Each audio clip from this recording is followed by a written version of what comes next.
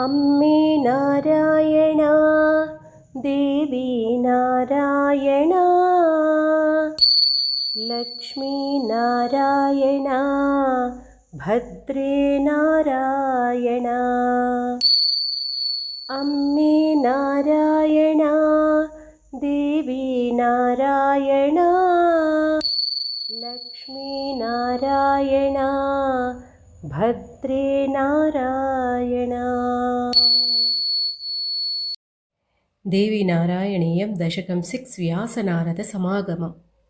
त्वदिच्छया देवि पुलस्त्यवाचा पराशरादविष्णुपुराणकर्तुः मुनेर्हरिर्लोकहिताय दीपात् यथा प्रदीपो जनिकृष्णनामा।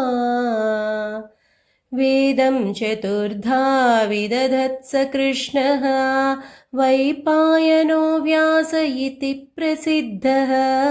वेदान्तसूत्राणि पुराणजालं महेतिहासञ्च महांश्चकार।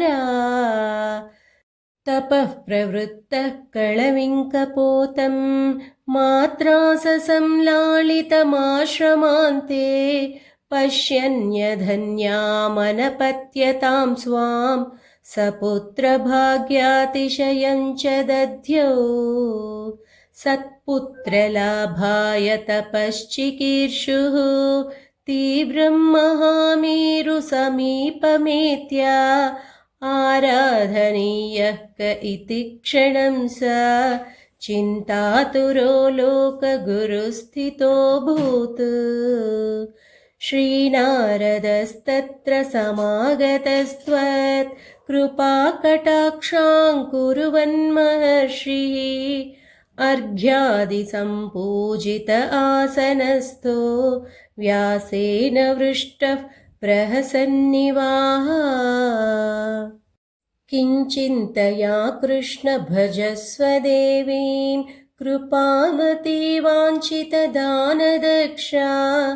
अहेतुरेषा खलु सर्वहेतुर्निरस्तसाम्यातिशया निरीहा।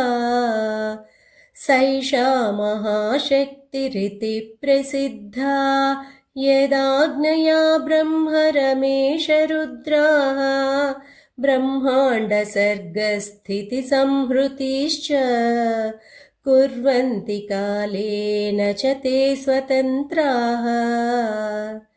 यस्याश्च ते शक्तिभिरेव सर्वकर्माणि कुर्वन्ति सुरासुराद्याः। मर्त्या मृगा कृष्णपतितृणश्च शक्तिर्विधेयाः कः इह विधेयः। प्रत्यक्षमुख्यैर्न च सा प्रमाणैर्ज्ञेया तपोभिः कठिनैर्व्रतैश्च। न वेदशास्त्राध्ययनेन चापि भक्त्यैव जानाति पुमान् महेशीम्। तामेव भक्त्या सततं भजस्व सर्वार्थदां कृष्ण तवास्तु भद्रम्। इत्यूचुषि ब्रह्मसुते गते स व्यासस्तपोर्थं गिरिमारुरोह। इहस्मि पर्याकुलचित्तवृत्तिर्गुरुन्न पश्यामि महत्तमं च। सन्मार्गतो मां नय विश्वमातः प्रसीद मे त्वां शरणं व्रजामि। अनाथस्य दीनस्य तृष्णातुरस्य भयार्तस्य भीतस्य बद्धस्य जन्तो त्वमेका गतिर्देवि विस्तारकर्त्री। नमस्ते जगत्तारिणि त्राहि दुर्गे।